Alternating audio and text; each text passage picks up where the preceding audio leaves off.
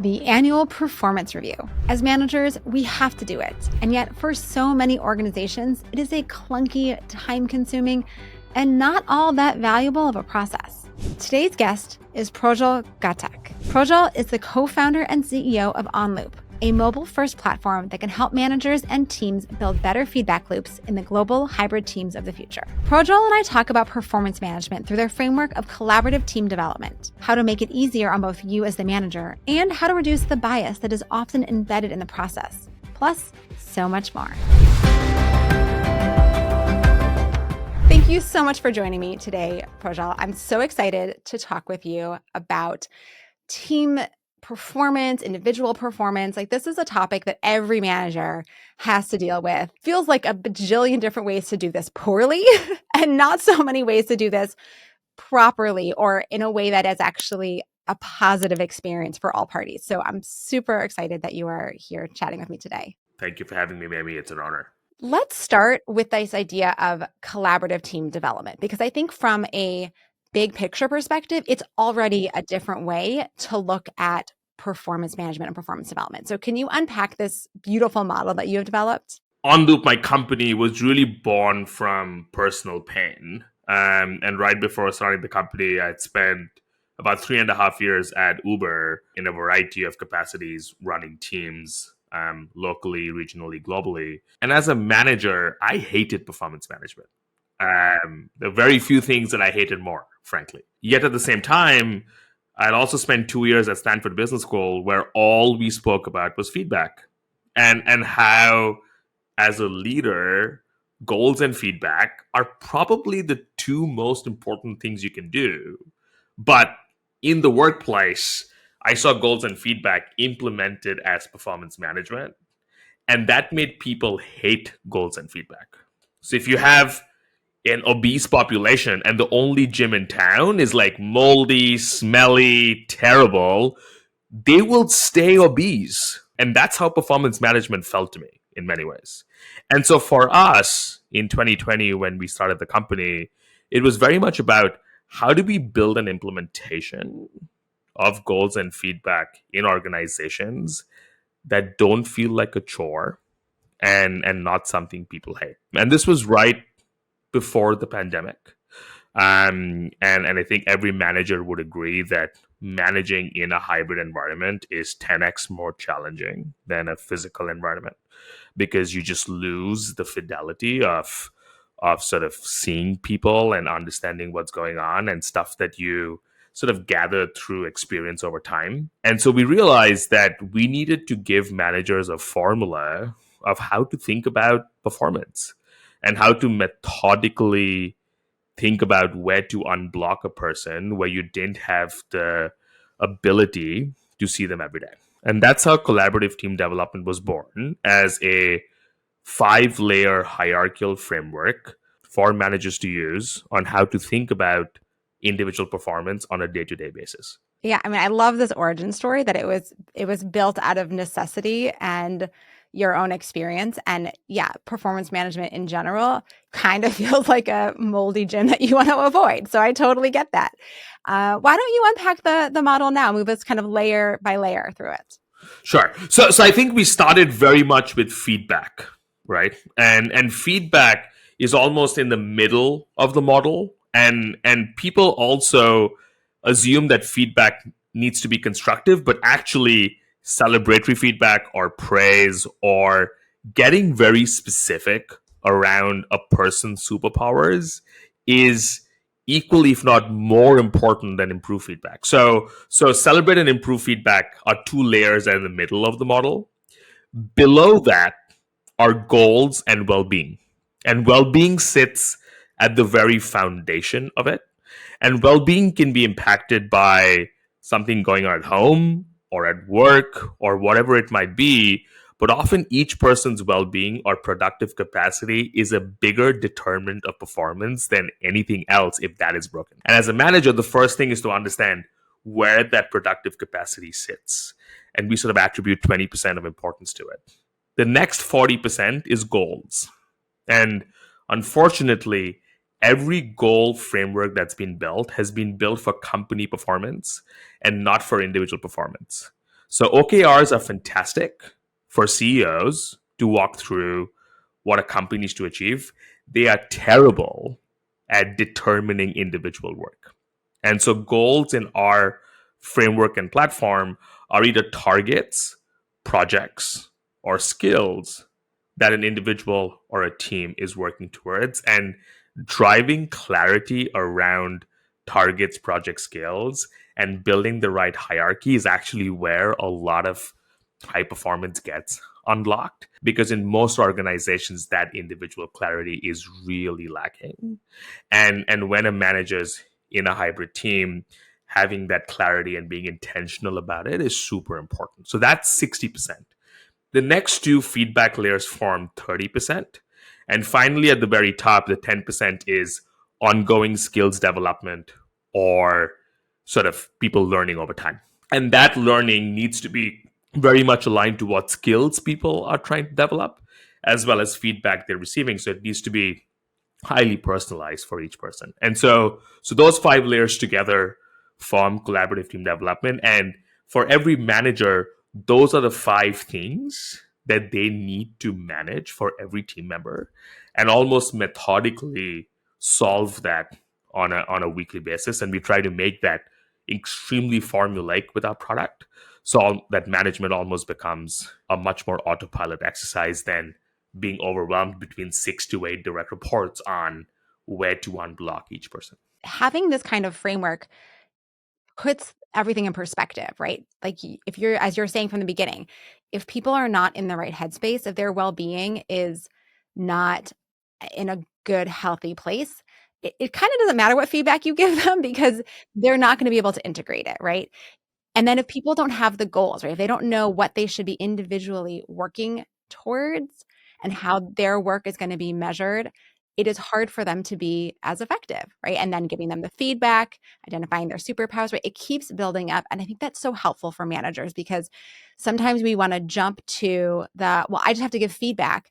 But if you don't have the other layers in place, it's not going to be as effective. And if you want someone to grow, but they don't know what their goals are, right, it creates confusion and complexity and frustration all around. So I love having this just simple way of looking at it. And then being able to put on autopilot sounds very exciting. Yeah. So And can you talk more? Yeah, tell us more about that. no, and actually, the one industry we take a ton of inspiration from is fitness, right? So the fitness industry 10 years ago, if someone was unfit, it felt like this blob of sort of confusion as to what to do with it. But really, fitness is about diet, sleep, exercise. And if you investigate those three components and do a good job around them, you have a fit person. And products like the Aura Ring and the Whoop Band, which is an evolution of Fitbit and 10,000 steps and the Apple's 3 rings, had got us put to a point now where it's much easier to contextualize what being fit means and how to then impact and affect that positively on a day-to-day basis. So in our product, based on the 5 layers, we convert all of that into a weekly clarity score. And the sort of the more broken you are at the bottom layers, the more of your clarity is impacted. And a manager's clarity is an amalgamation of each IC's clarity on their team. And then each manager is then given next actions to take based on where each team member's clarity is most impacted.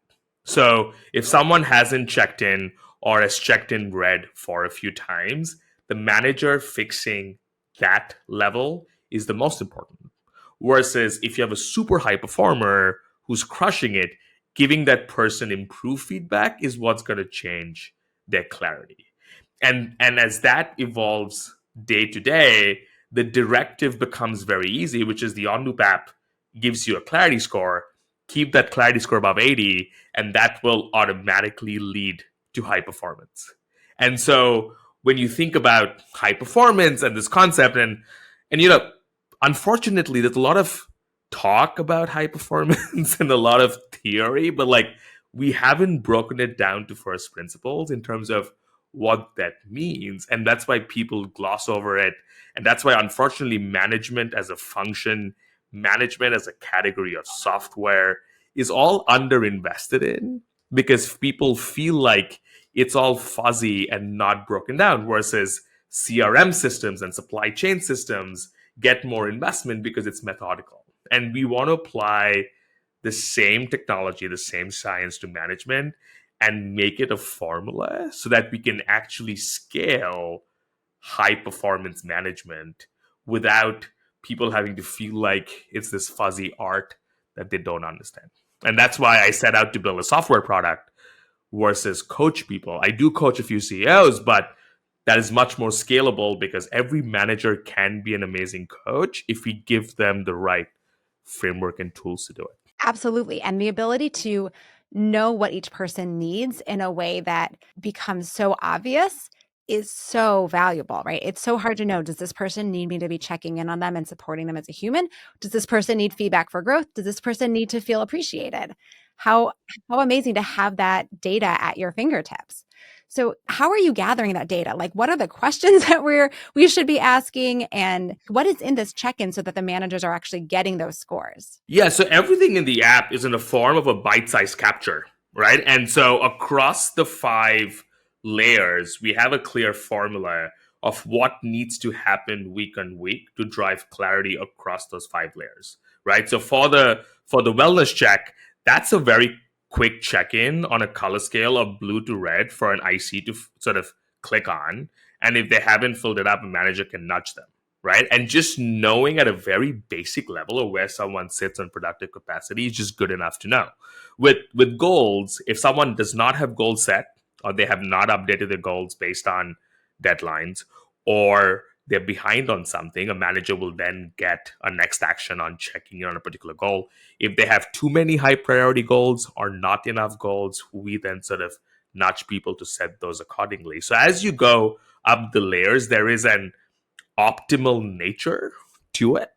And if you're away from optimality, we then help managers figure out what's the right next step to take. And so it's like how people wake up in the morning and check their mailbox. If you wake up in the morning, check your OnLoop app and do the next actions, you unblock your team member. Because we talk a lot about what do you unblock, right? And that's a lot of what we do as a manager is how do you get every person performing fully. And so our job is to be very clear about where that unblock needs to happen. And then it all comes together on the weekly one-on-one, and the weekly one-on-one then becomes sort of a concentrated way of checking in across all of the 5 layers. But in between one-on-ones, we want to make sure managers and ICs get a simple set of steps to take to then effectively unblock each team member. Sounds so cool. Can you tell us about either your own team or a client who's using this and how it's changed the way that they interact and how their team members are contributing? Yeah, so Socialize, which is a 70-person creative agency out in Dubai, they got bought by a broader group called We Are Social a year ago. It's a 10-year-old agency. And for 10 years, their CEO and their MD have tried to find various ways to run teams and develop them the right way. And in a creative agency, people is the currency, right? So you are effectively selling talent at a cost, right? Same thing with management consulting and a few other professions. And so they've tried manual processes. Their parent company uses Culture App. They've tried every single process in the world, but people have hated feedback. And they've never got to a point where they can run consistent development processes consistently. And about a year ago, they implemented OnLoop.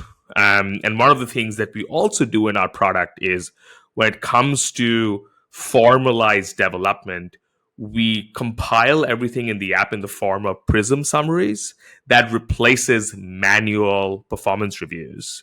And so we use generative AI, and we have for about a year and a half, to cluster all of the various pieces of feedback into a structured narrative into what happened for that individual over the last 3 or 6 months. And for the first time in the agency's history, they were able to run reviews across the whole org in a consistent, standard manner at the same time, and didn't have to like chase people to do it and like run after them. And then B, people started seeing how feedback was very much about guidance versus criticism. And it changed that cultural shift of how they thought about it because they realized that feedback's about blind spots. And the only person who can show you a blind spot is someone else.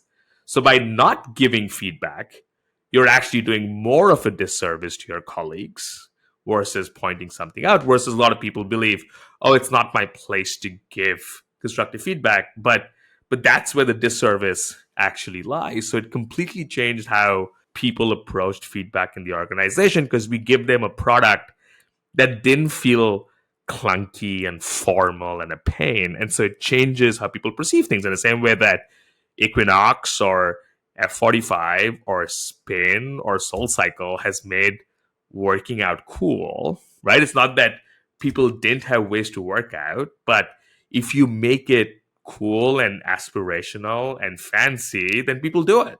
And then going cycling is not a chore anymore. And you put on sort of fancy Lululemon and show up at spin class, and that becomes aspirational. And when you make things aspirational, you build good habits.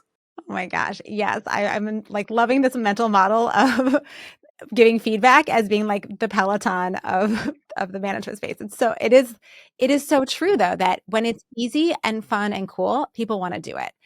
And and I think your point about the old processes being clunky and hard for people to do and so time consuming. I mean, like, and full of so much bias because what do I remember? Either the really bad things, maybe the really good things, or maybe just what happened the last couple of weeks, right? Like, and having a system that is, as you're describing it, weekly, and then having that your AI be able to pull together all of those bits of information over the course of the quarter or the year to put it into a beautiful, and I looked at them online, report. I'm like, oh my gosh, what manager wouldn't want that? Does the work for you. And you only have to give it a few minutes every single day or week. And that sounds so much more manageable. And actually, what's super interesting is that, I've been talking to a variety of organizations as I speak to larger sort of investment banks, which have a lot of compliance needs around sort of performance management. They have to do reviews, as you can't get away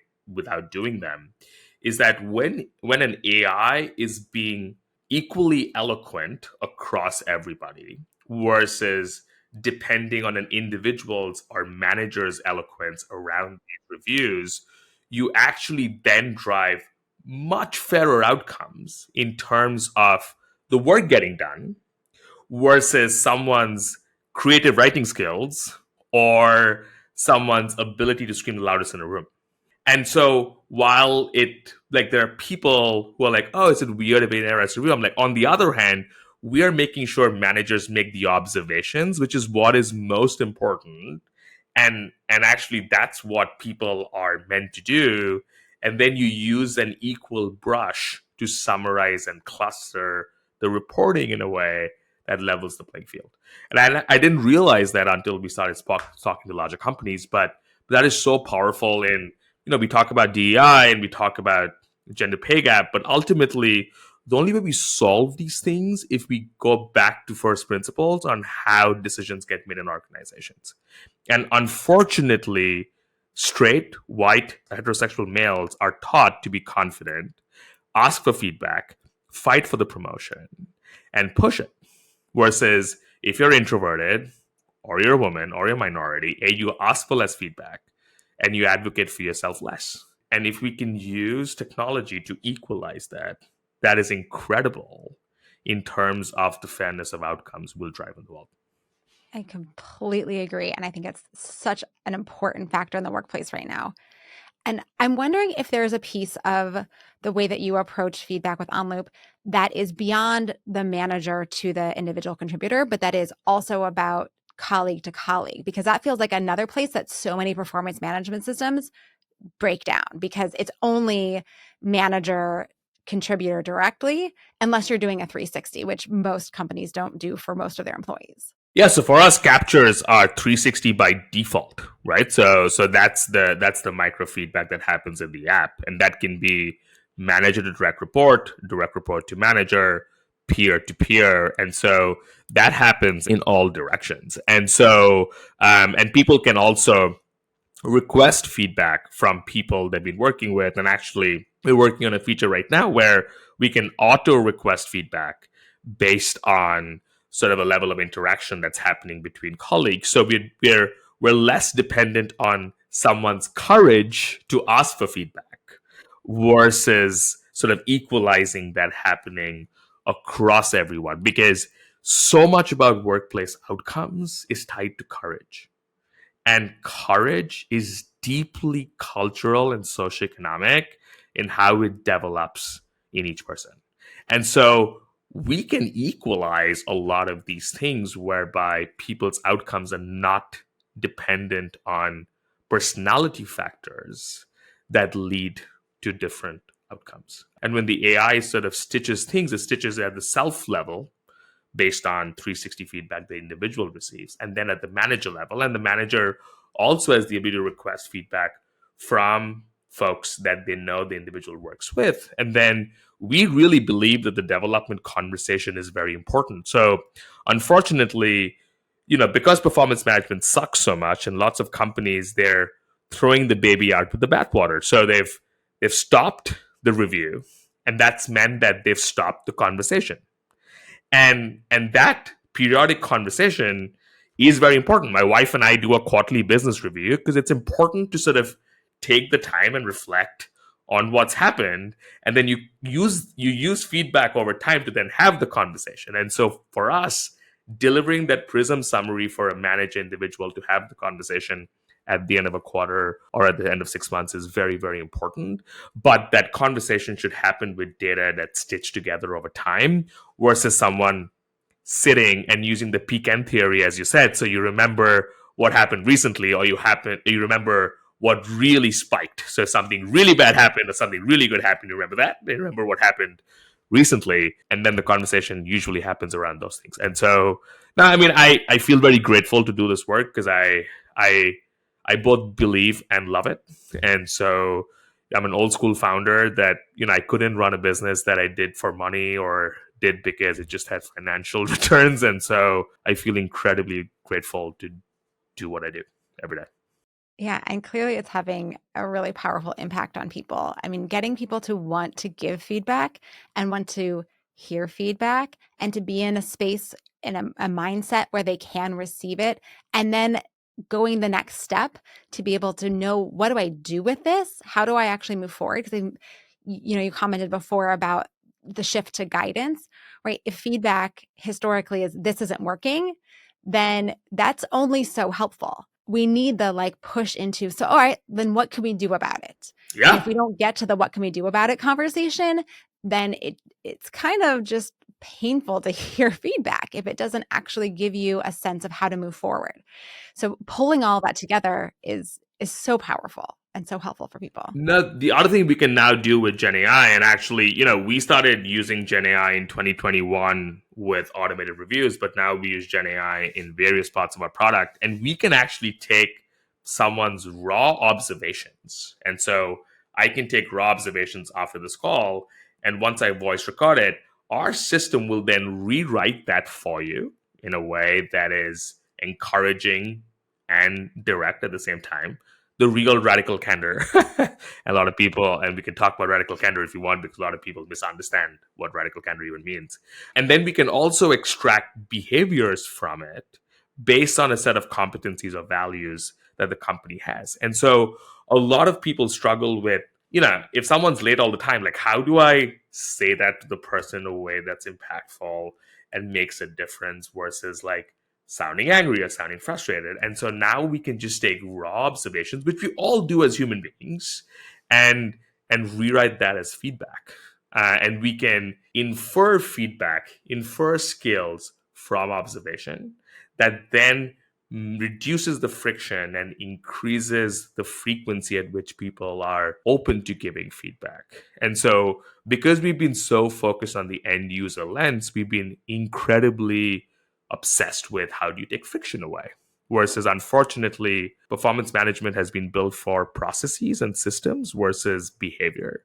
And that's why we felt it was so important for us to build a product and a company that was obsessed with the manager and the team, and sort of driving behaviors that they actually enjoyed versus a form-filling exercise, which performance management is. So I'll direct people to go. I interviewed Kim Scott a couple weeks ago. So people want to know more about radical candor, they should go listen to that episode because she's fabulous. Yes. No, And I visited our house a few months ago, and so I know Kim somewhat well. yeah, she's a rock star or a superstar, depending on where she is in life. That's Um, true. Yeah, that's a great distinction for someone who's read the book. So if you all you were listening, if you don't know what I'm talking about, go read her book. It's so important. So before we wrap up, we have like another minute or two before we have to totally wrap up here. I'm wondering if there are things that managers can do if they're like, wow, this all sounds amazing, but I'm not in a position in my company to bring on a whole new system. Is this something that managers can do individually, or are there more kind of manual ways or not automated through OnLoop ways that people can take the insights that you're sharing and apply them into the way that they do performance management? No, totally. As you said, Mamie, at the beginning, there's a blog post on our onloop.com website that walks through the collaborative team development framework and talks about the various layers. We also have a one-on-one template on our website that is free to download that people can use. And so, for us, the tool obviously implements the framework and makes that much easier. But we're incredibly happy if people just want to use the framework and apply it as individual managers. Hopefully, over time, we'll have a freemium offering that makes the tool available to sort of individual managers. We right now work with organizations that are a little bit larger. So if an org is 30 or 50 people or more, we'll typically sort of implement OnLoop with them.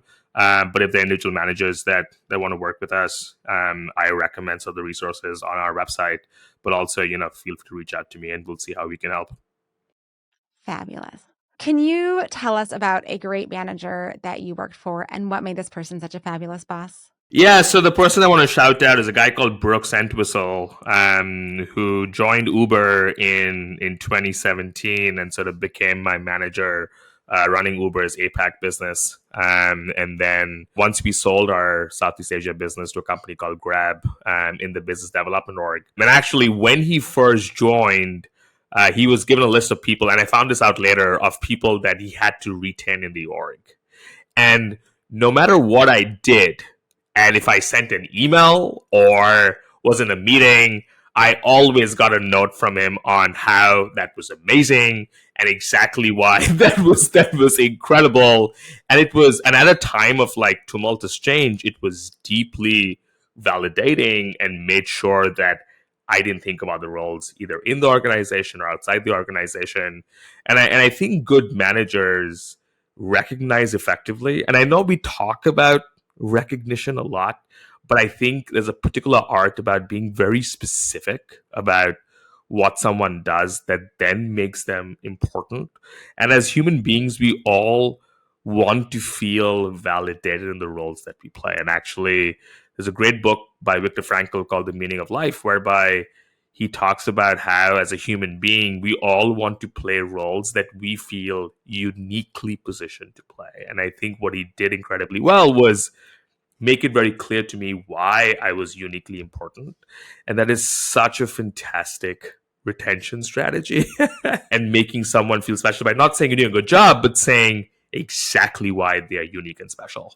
And any manager who does that, I promise you, will have very loyal people on their team. Such a fabulous boss and clearly directly connected into the work that you do now is really, really powerful and inspiring. Amazing. And where can people learn more about you, learn more about OnLoop, all that good stuff? Yeah, so LinkedIn is probably the easiest if you search for OnLoop, and OnLoop's easier than my name Projjal, but if you look for JJ Ghatak, you'll find me too. And I read every LinkedIn message that comes in through me. I may not respond to every one of them, but I do read all of them, and so I love hearing from folks in the wild and sort of understanding how we can help them. Awesome. Well, thank you again, Projjal. Really a pleasure to have you today. Thank you, Mamie. This has been a lot of fun.